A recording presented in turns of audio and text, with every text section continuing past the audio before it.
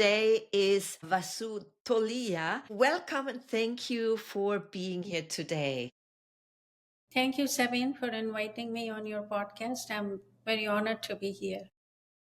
Wow, I can't wait to dive into this conversation. So many things we can tap on. But you made the decision to become a visual storyteller. You are a self taught artist and embarked on that journey after retiring from your medical field. So I'm really interested in the visual storytelling part. But let's start by what was your background in the medical field? I spent decades as a pediatric gastroenterology in academia, so I was fully immersed in research, teaching, mentoring, besides seeing patients. Most of my research was clinical research, and I was at the peak of my career and having rolling all the balls very efficiently. And then changes in administration led me to decide that I just didn't want to continue there. And that was a very, from solving complex puzzles, medical puzzles, and having a highly structured life, after so many years of this dedication, started to feel called for doing something different because I was just not enjoying being diverted to basic science research anymore. I see. And this is something so many people face today. And I just started a new YouTube channel, the Baby Boomer Nation dot TV, and in that channel or on that channel, I cover those four topics, which is health, which is wealth, leisure, meaning really what is it that we love to do, and legacy, what is it that we want to leave behind. And I think that's why I look forward to our conversation, because you are a baby boomer. You did all the career thing and then something shifted. And then, of course, we talk about how visual arts can also help us in our well-being and health. So you said you did clinical research. What was that in particular that was fascinating for you when you started out? What was particularly fascinating or actually rather scary was that I didn't have a mentor. The person I trained with wasn't highly motivated, but he was the first pediatric gastroenterologist in our state. And I was just finishing my residency then, and I felt engaged with the field of pediatric gastroenterology. So I trained with him. And when I went to attend a national conference on pediatric gastroenterology, I saw that so many of other fellows and younger people were presenting different things, and I had nothing.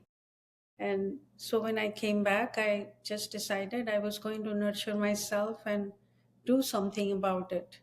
So basically, clinical research is related to doing patient care studies, like about their outcomes, what kind of treatments you gave, and what happened with them. And slowly it became, initially, they were retrospective studies. But as I became better and started to learning more about clinical research, I started to do more prospective studies. So tell us, like you would explain it to a third grader. So what is pediatric gastroenterology? Pediatric gastroenterology is the specialty field in which one takes care of all the gastrointestinal, liver, and nutrition related problems in children and adolescents. So you start right from premature babies up to teenagers, and sometimes even after 18. Some of them have become so attached to us, they don't want to leave us. They will come and see us even when they come back from college in between their breaks and things like that. So you develop a long term relationship depending on what the child's condition is. Sometimes it's a short duration something and it resolves, and sometimes it's a ongoing chronic illness. Oh, wow. Did you see in your research that there was like a root cause that so many of the children are, have that condition? It's difficult to generalize like that because different conditions have different causes. But once it happens, children are very resilient and will bound from it or rebound from it. much faster than adults do. And like I told you earlier, there are all kinds of problems. There are pathological conditions like inflammatory bowel disease and liver diseases, and there are functional disorders too, related to stress and things like that. It's a combination of how the family and the patient reacts that creates the symptoms, and what you need to do manage, requires a proper evaluation and assessment so that you can help them. So now you made this shift from being that researcher to arts. So tell me, how did that happen? Why did you decide to go into creating arts? That transition phase was not easy. From a well established career where you are somebody to become a nobody is not an easy thing for your ego as well. And, to leave an identity that had defined me for so long. I initially dabbled in music, started to learn to play harmonium, singing, things like that, but things just didn't pan out. And with the teachers not being there all the time or somebody getting sick, so I decided to start something in which I was going to be the only person responsible for doing it, like a tennis player. It's an individual game that, you are dependent on yourself besides your coach, as to how far you will go and how much dedication you will give. So I started with visual art because I didn't want to be dependent on others, for learning. And I took some lessons and started to move forward, but gradually from representational art I wanted to move to semi abstract and abstract art, because the the strict reproduction of the likeness I was not enjoying as much. So So even on, you're talking about painting a real person. yeah, a real person or a real life scene like from a photograph, and reproducing it, that lost its appeal after the first 2 3 years. First, the Okay. representation seems very impressive and marked. Oh, I was able to make it look almost like that. But then it lost that appeal, and I wanted to do something more and different. Okay. Okay. So, how do you tie this together? Because you mentioned that it helped you with the healing process, and now you use arts to heal as well through visual arts. So, explain that to us. Okay, so when I started to learn painting, I slowly started to realize when I was doing it on my own, and it took me a couple of years to do that when I started to dabble in my own, besides without instructions and all that, that it was kind of therapeutic for me. As I painted, I felt more calm and grounded. And it was like a nonverbal meditation, things that I could not have expressed even in words, because I journal quite a bit too, but I could not put down in words what I was putting down in canvas. It allowed me to process emotions that I didn't even know that I was harboring in my mind. And what surprised me also, when people who saw my work, they started telling me that, your work has started to have so much more depth and peace, and it's more inspiring rather than just, looking at it. And that's when I started to connect that there was more to practicing art and making art, and that I could infuse my passion for healing, which I was doing as a medical doctor, into healing by art. And that's how I connected these two together. And from there, I have taken off and continue to spread this message that this can also be healing. I love it. First of all, you experienced it yourself. Yes. And as you said, it's kind of a nonverbal meditation and it gave you that calmness. And especially in the world that we live right now, in the world that we live in right now is very stressful. Many Yes. people have to work 2 or 3 jobs to even survive. And there's pressure that you keep your job and then the family pressure and everything else in between that creates a very high stress level in our lives. And as you know, as the medical researcher, stress induces all those, not the hormones that are not good for our body. And when we have something that calms us down, in your case, is that painting, or it could be music for many people, it's many different ways. So that's definitely one thing, doing it yourself.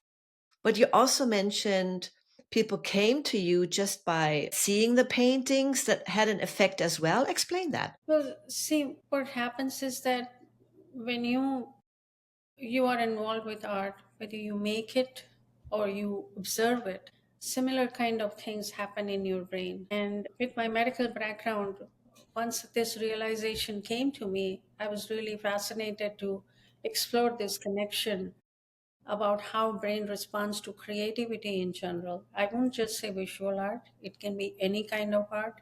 It can be music, dance, knitting, sewing, cooking, whatever you love to do. Or even, engaged in a sport, walking, whatever it is that gels with you is what is important. What it does is that that kind of art or connection activates multiple areas of the brain, and that helps to reduce stress and boost emotional resilience because it releases neurotransmitters like dopamine and decreases the cortisol levels, and thereby you reduce the stress. And I experienced it firsthand, and it has become a grounding tool for myself and to find balance. And I think everybody can, by pursuing something that is their passion or that suits them or engages them in a different way, to take your focus away from everyday stresses will help you de stress and calm yourself down. I so enjoy having guests like yourself on this program because you speak from life experience. You speak from your background, the skills that you have in the medical field and as a researcher. So it's not just something, this is what happens, which is also a great way. When you experience something, you share it, but you combine both. You combine your experience and you combine your medical background and the science with it. And one thing that you said struck me. It says either making it or observing it has the same brain response. And that reminds me on an act of kindness. We know when we receive a gift, right? Act of kindness makes us feel good. But also, when we give that act of kindness, we give something where it makes us feel good. But research has also shown that an observer who observes the act of kindness also has a positive brain response. That's fascinating. And not many people are aware of it. Yes, and you're so right. Actually, in the act of giving, I would say when you give it, you feel more pleasure than when you receive it. Yes, yes, yes, you are right.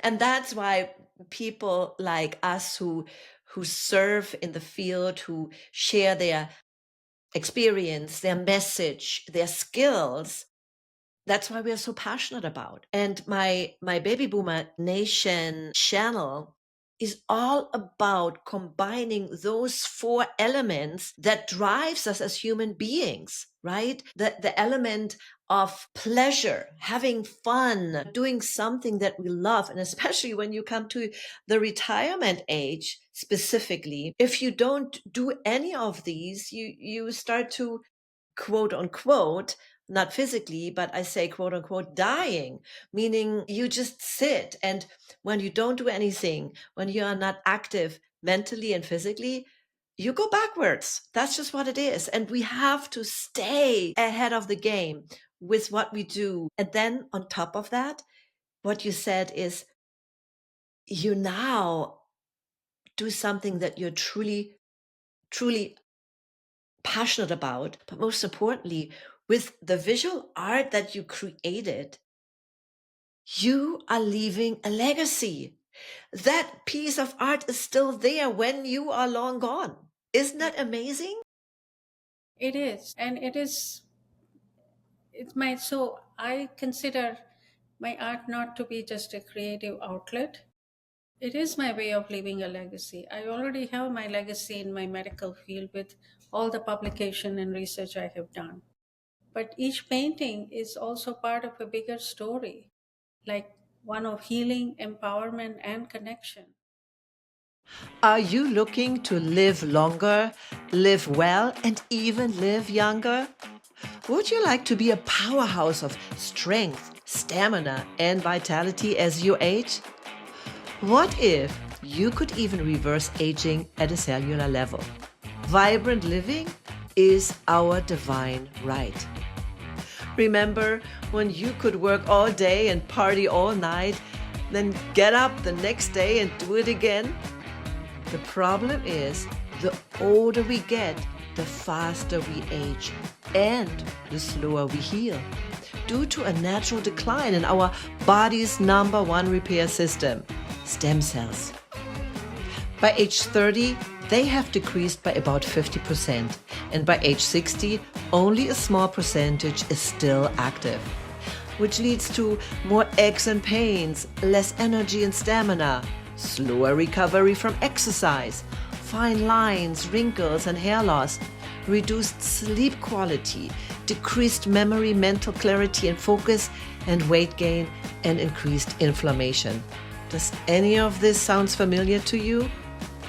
If I can show you a safe and affordable way to change your trajectory of aging, would you be interested? Let me introduce you to LifeWave. LifeWave is a 20-year-old US health sciences research and development company that has created X39, a unique and patented form of phototherapy that stimulates the body with low levels of light. Welcome to the power of the patch. I only refer and recommend companies, products, and services that I can stand behind. My husband and I have been using X39 now for over 4 years. And let me tell you, from my personal experience, I have never had more energy, felt better, and looked better since using X39. So I want to invite you to give it a try and see what happens. I have the link in my show notes, so check it out. Nothing to lose, but everything to gain. Most importantly, your health and well-being. Now, let's get back to the show. Because, and I hope that years from now, my work will continue to inspire and offer solace to others or give them peace and calm. Because my journey was not shaped by mentors and role models in my life. I had to find myself in both my worlds. In my sequential careers, I had to start from scratch without holding anybody's hand. So I want especially to light the path for others who seek transformation and for everyone to know that self nurturing is possible and one has to do it if you don't have good fortune of having people who can guide you and mentor you. But guess what? You are now a mentor and a guide. And I love what you said. Even if you don't have that mentor, it may take you longer, but it's your journey. It's not anybody else's journey. And this is what I always try to let my listeners understand. You are you, it's your journey. And also how we express ourselves in the form of art, or anyways how we leave a legacy, it's so different from for everybody. And I love what you said. Number one, you already left a legacy with your findings and the things that you wrote in the medical research. But you said something that you experience in your art.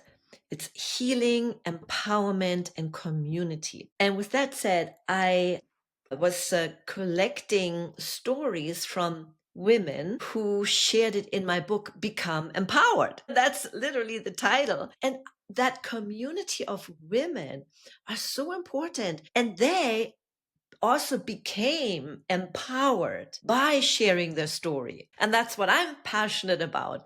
I am not a visual storyteller. I couldn't paint or draw a person in a stick form. So it's You can not do what it. Believe me. Believe me, Sabine, it's possible. but I can create stories with my pen. I create stories in my head, and I am a storyteller.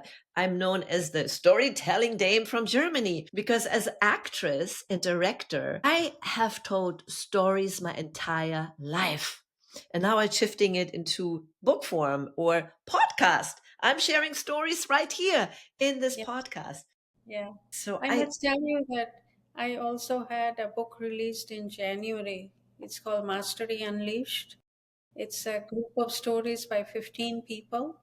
And one of them is my story about empowering others, like setting in, and there are other beautiful stories by 14 other people. And it got an international Amazon bestseller status. Congratulations. Yes. So welcome into the club. Yes, I know how it feels. When I got to that point at international level, I was like, I was proud of myself. And that is that little humanness that we have. We can also be proud of what we achieve. There's nothing wrong with that, right? Yeah, So you are a very accomplished person, and I look forward to engaging with your YouTube channel. wonderful, wonderful. So thank you, first of all.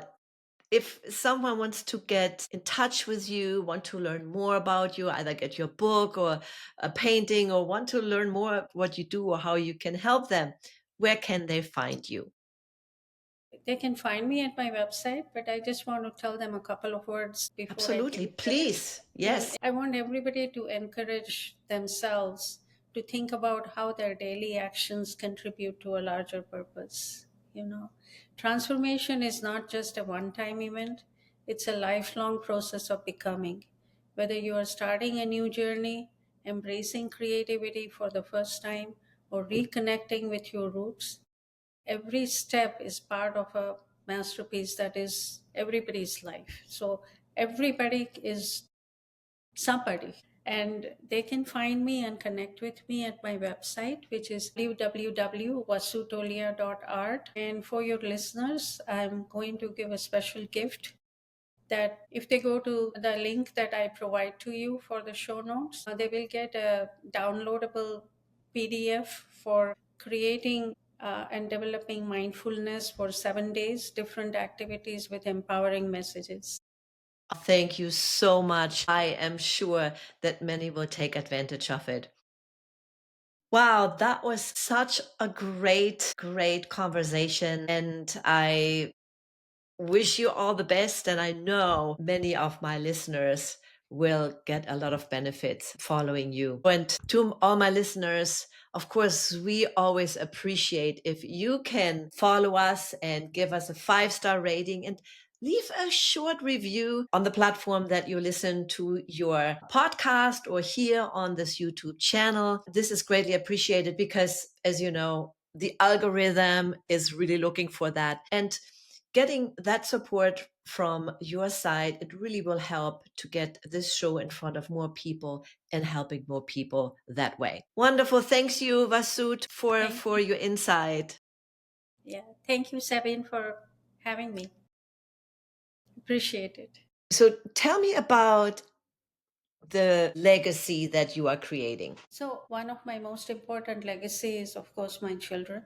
But besides my other activities like medical field and art, what I'm doing at present is I'm connected with three charities and I'm looking for more causes to support if they are in alignment with my missions. And I give a percentage of sales from my website to the charity of the choice of the customer. And the charities I'm connected with at present are like Ted Lindsay Foundation, which supports kids with autism, No Shame on You, which is creating mental health awareness and lifting up the vulnerable, which is to help women and children in southern Sudan where conditions are so dire. But women's empowerment and protecting the planet are two of my dearest causes. So I really want to do more and help them in whatever way I can. So if there are missions and charities with whom I can align and connect and have them benefit also, I'm very happy and look forward to that. That is such a great vision of how you can make a difference. And I am right there with you. I believe we have to honor our planet more and find ways that we can help, not just for those who find themselves in dire situations, but how can we prevent that they even get there? Yes. And I think that is something that I am very passionate about because I know I have worked with children my whole life. I used to have a performing arts school and we had children, teenagers, and adults alike, but I worked a lot with children. And even when I started my career as an actress, I started it in a children's theater, which is interesting that it comes back in my mind right now. But I learned so much from children, to be honest. If you fake it on stage, they know it, right? So have that honest connection. But I also learned working with children later on in my school, they are innocent. And so many things of being taken advantage of. One of the things that I've never shared, I had a very traumatic experience as a child. And I totally forgot about it. You know how it is, you just bury it. Yes. But that was really a start of a journey that I did for my life, and also a start of listening to the guardian angels and higher power in our lives that led me to where I am today and everything in between. And this is the power that I'm going to share actually in my upcoming book that is in development right now. Oh, So thanks for sharing, because it just sure. led me to say I am passionate about the prevention, because I feel, and what you said, no shame on you. I felt shame. I never, ever told my parents about that I almost was molested or perhaps even killed. I never did that because I felt guilty. A Yes. child, 9 years old, right? Yes. How crazy. Yeah. Yeah. So we have keep so much buried within us, because of the societal expectations and about what others will think, which is Yeah. something we have to let go. Yes. And I think when we start working on that and healing people who deal with that, and some make it to their advantage, but then others go the wrong path and then become either the victims, or what is the active word? Are you the victor? Someone who is a threat to the victim? What's the word for that? Predator, like a predator, Maybe that. or Sometimes I'm still looking for someone who English is words. ready to pounce on you. Yeah, yeah, Like, that's right. yeah. Predator. Here we go. Yes. Predator. Yes. Well, anyways, thank you for sharing that. And thank you for leaving a legacy in ways that you also contribute to charities. Not only creating something, that's definitely one form to leave a legacy, but also making an active difference right now by supporting charities. So thank you so much. Thank you for letting me share my story.